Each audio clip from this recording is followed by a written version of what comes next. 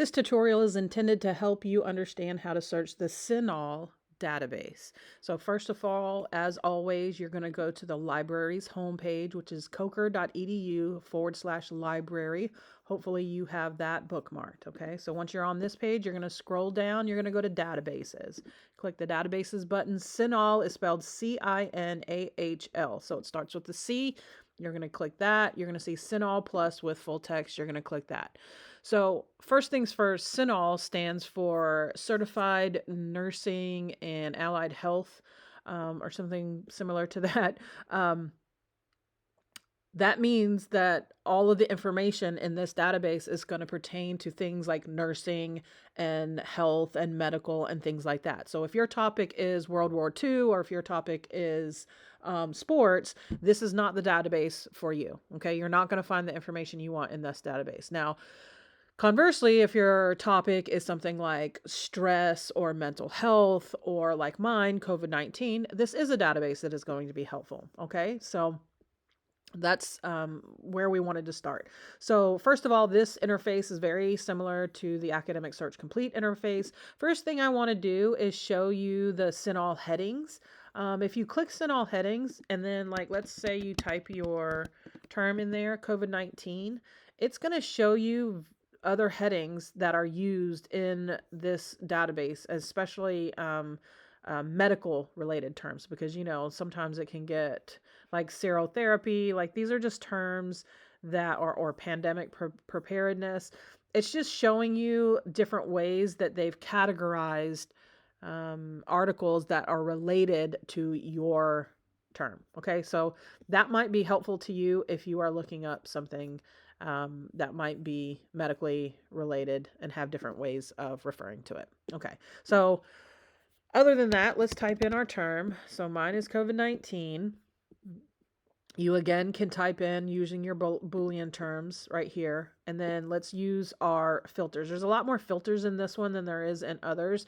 I'm just going to use this full text. And before we even go any further, I will say I do not have a nursing or medical background, so a lot of this does not make much sense to me. But for those of you who are nurses, this is probably going to be right up your alley. But I like full text and I like peer reviewed, and especially because those are the criteria for your module in this class.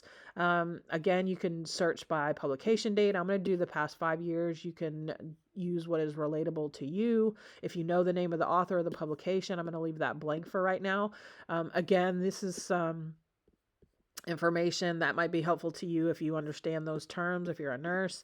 Journal subset, I don't know the name of the journal. Geographic subset, so for me, I just want to understand COVID as it related to America and how our medical professionals, the location of practice, how the medical professionals in the United States handled it. If you wanted to search United Kingdom or another, this is where you would set those limiters. Okay. Again, publication type, I am going to pick journal article because that's what I am looking for, a peer-reviewed journal article. And for COVID, it doesn't really matter the sex. Obviously, it affected males and females. Or maybe you're looking how it affected males or females differently. This might be helpful to you. But if your subject was something like how does an OBGYN, maybe how could you search any gynecological problems and as it related to mental health. So obviously that would only be females. So that's where you would use that limiter. Age group. So for me, I want to know how COVID-19 affected adolescent teenagers. So I'm going to choose that. Special interest. Again, if you want to choose, maybe you're looking into how being stressed causes tooth decay or something like that. That might be helpful to you, but for me, I'm going to leave that blank. I speak English. I'm going to choose English. If you speak a different language, that might be helpful to you. And then we're going to click search. And we're going to see a list of our articles. Again, your limiters are up here and you can change those if you are, if you see something. If you decide that you want to change something. But you're going to go through here, find an article that you think is related. It takes you to this page. You're going to see, again, different subject matters and different terms that you could search. Here's an abstract. It's telling you what the article is going to be about, a quick summary. If you don't like or you don't think it's relevant, then go back to your list. But if you do think it's relevant, let's go back up here and access the full text or the article. So this is going to bring us to the PDF. This is showing us the article as it appeared in its original form. You see the actual charts and everything, and you see the page numbers here. Okay, so you see that, you decide, okay, I want this article. You come here to the citation information. Again, for this class, you can use APA and you can use MLA. You can choose the format that your teacher for whatever class you're researching tells you. Again, you see that you've got the format correct here. You've got a hanging indent and you've got double spacing, so you can copy this to the clipboard and then paste it into your paper.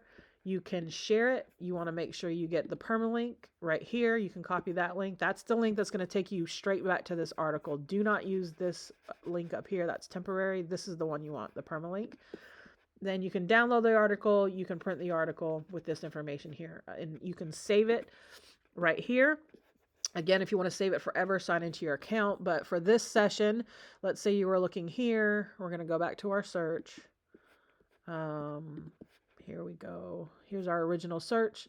So that was the article we were looking at. It's saved. Let's say I wanted to save this article also. After I had, pretend I had looked at it, and then you come over here to the saved section, and then it's got a list of the articles that you've clicked. It just makes it convenient to you.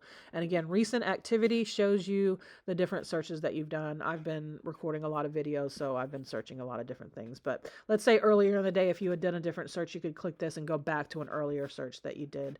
Because it's always useful to try out different search terms and see the different results you get, because browsing is a very important part of research. Hopefully that helped you learn a little bit about the CINAHL database. If you need any other information or if you have more questions, send me an email to kbasso@coker.edu.